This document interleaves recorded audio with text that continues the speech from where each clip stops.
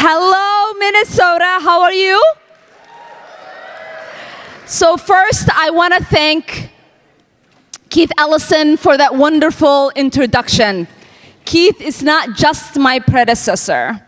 Keith is someone who really actually creates the definition on what it means to be progressive in these United States of America.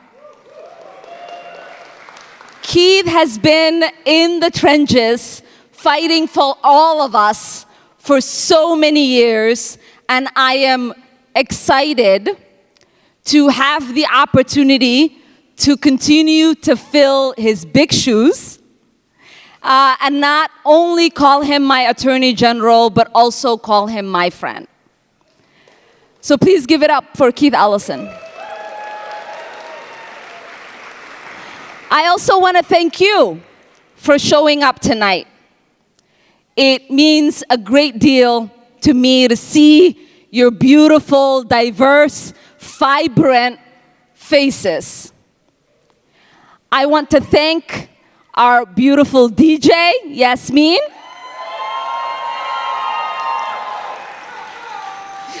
To our beautiful singer, Muhammad, and the amazing Somali Museum dance troupe. I also want to thank my children who are here, Isra, Adnan, and Ilwad.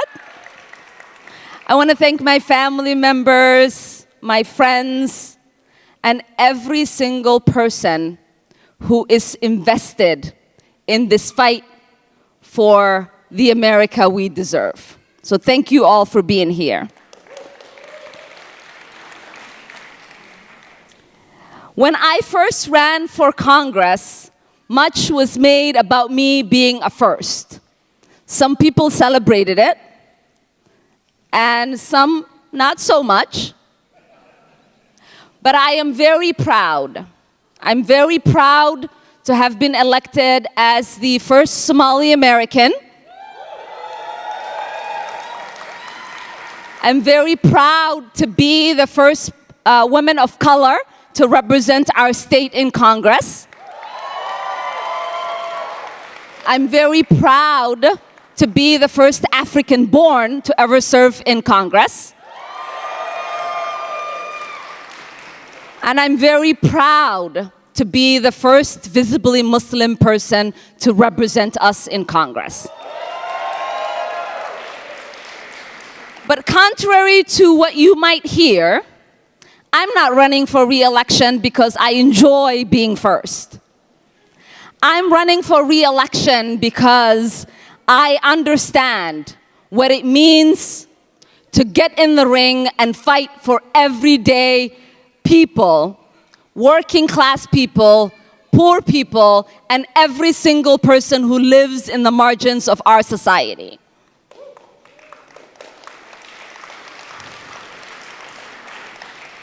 Oftentimes, people will talk about my identities. They will use my identities as a weapon against me and those that identify with those identities. But the reality is, I'm not in Congress to defend my identity or our identities. I'm in Congress to defend our ideas and our ideals.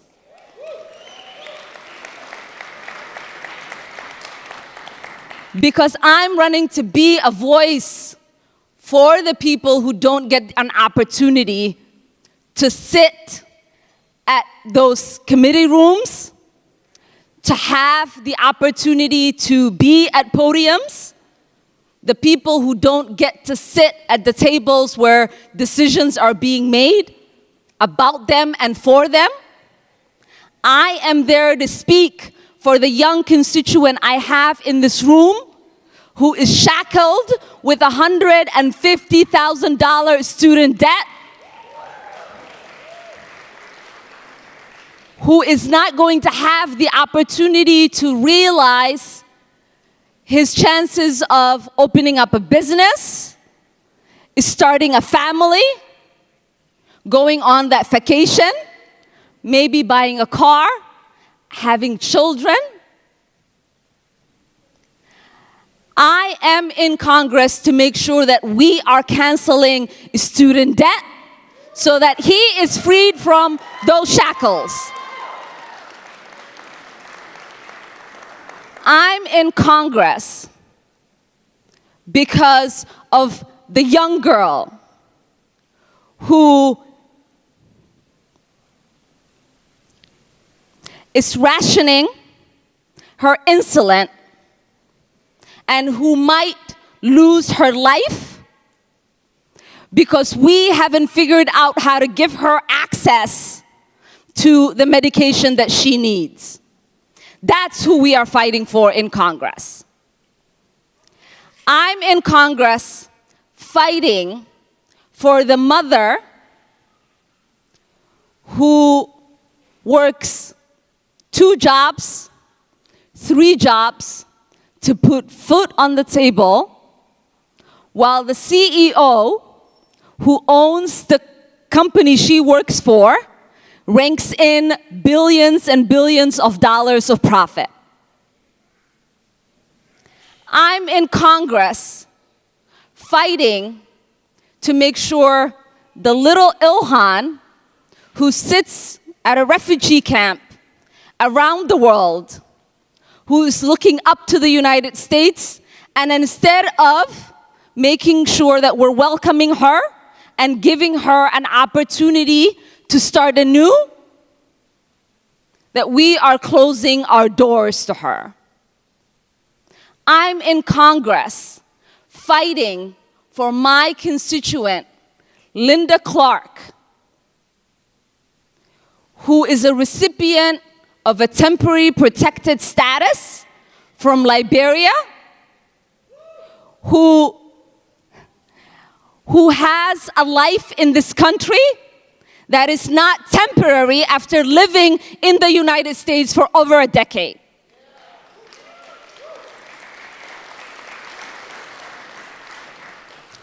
I'm in Congress fighting for the mothers, the fathers, the sisters, and the brothers of our servicemen who lay awake at night, worried when the next deployment will come for their children.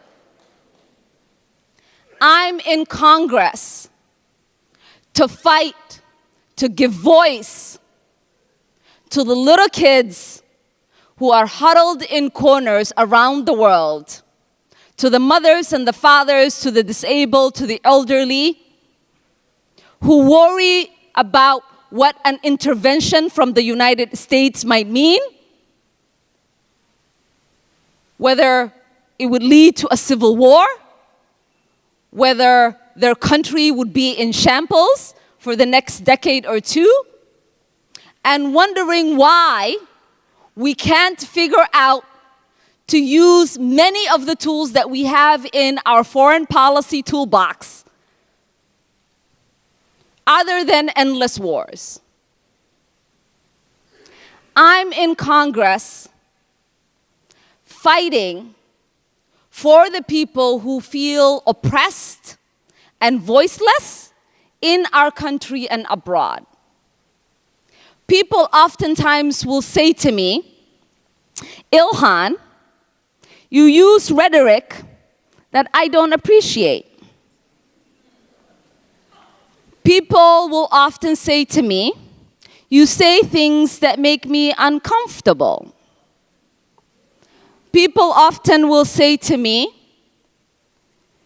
this is maybe not the style you should use when you interact with members of Congress.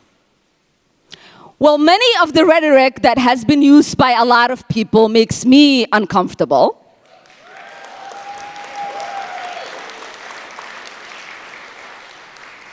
Much of the style that other members of Congress has makes me and the people I represent uncomfortable.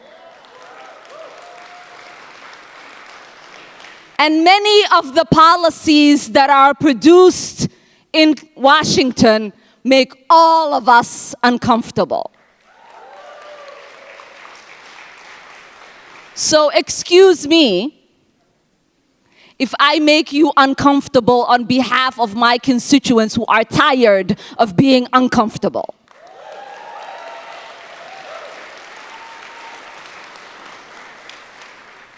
Because as an immigrant, I realize that there are American values that make this country exceptional. Those are the values of religious freedom, respect for basic human rights, and basic economic rights. And so when I see that these United States of America are not living up to those values, then I don't really care much about your comfort.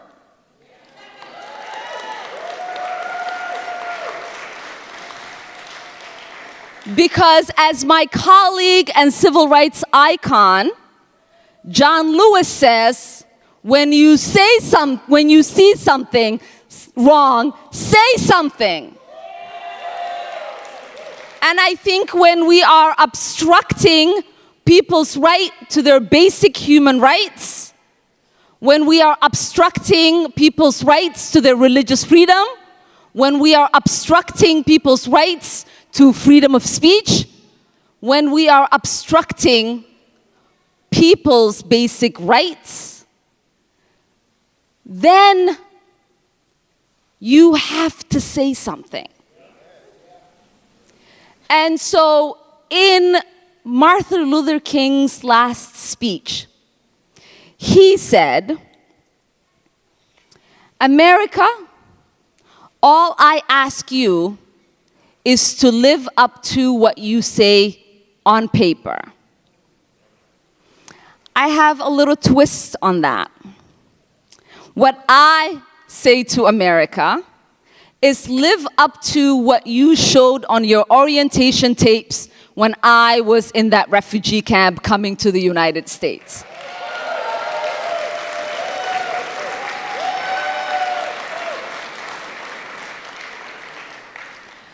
Because the rights that were presented in that orientation tape gave hope and aspiration to that young girl who was watching it.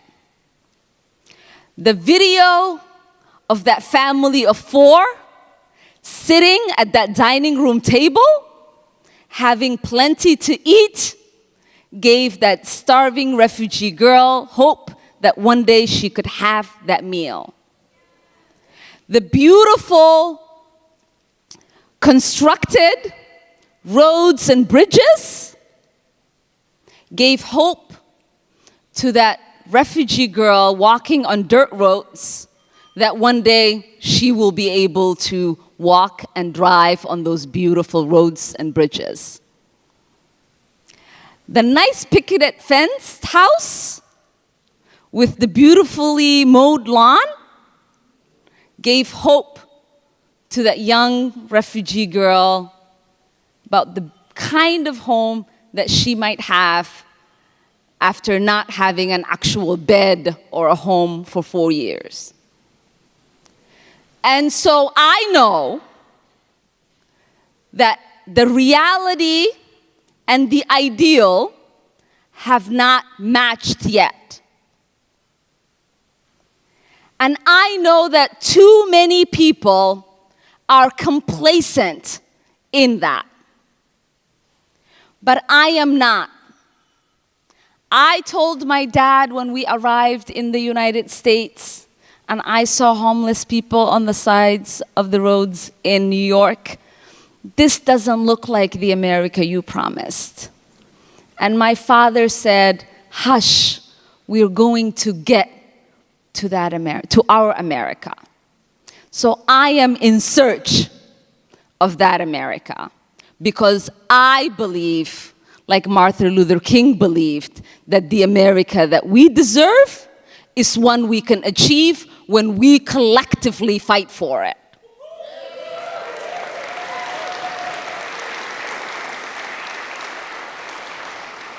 And that America is one where people have true religious liberty, where people are not discriminated because of their ethnicity, because of their race, because of the way that they pray, because of their gender.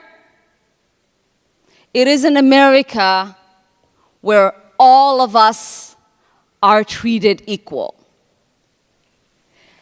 The America that I want to see is one that recognizes the full potential of every single person who lives in it.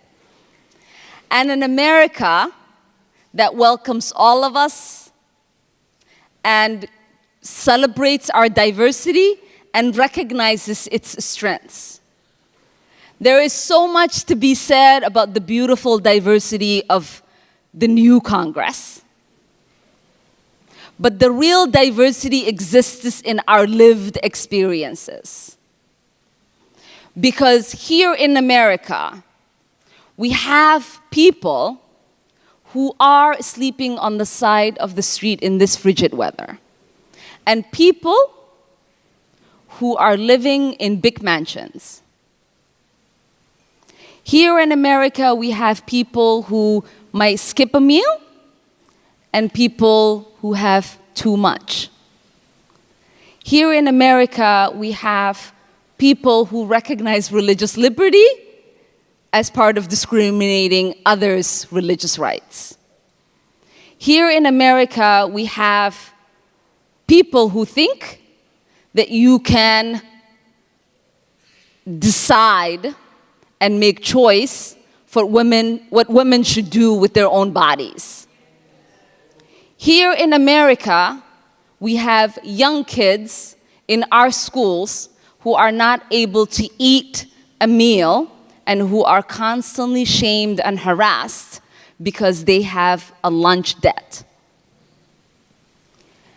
And I believe that it is going to take all of us to make sure that we have homes for all, that we have Medicare for all,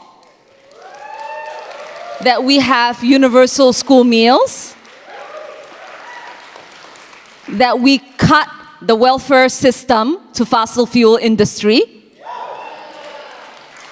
that we fight for a Green New Deal. That is only going to happen if we collectively decide to get in the ring, get comfortable with the punches that we will get, but be ready to throw harder punches on behalf of all of us.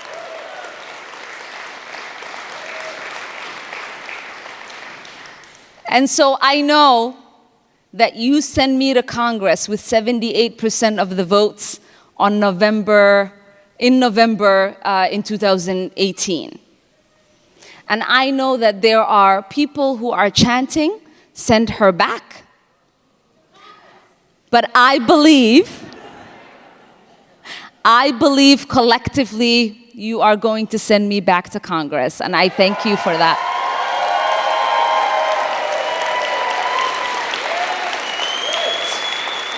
So I said in Minnesota, we don't only welcome refugees, but we send them to Congress.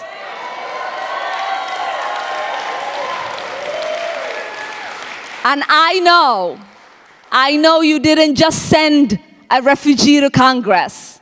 You sent a fighter who was ready to be in that ring and make sure none of you were going to have a punch ever touch you, take all those punches for you, and throw them much harder than anyone could throw them. So thank you so much. Thank you so much for being here. I love you. And I thank you from the bottom of my heart for investing in me so that I can invest in you. Thank you. Yeah.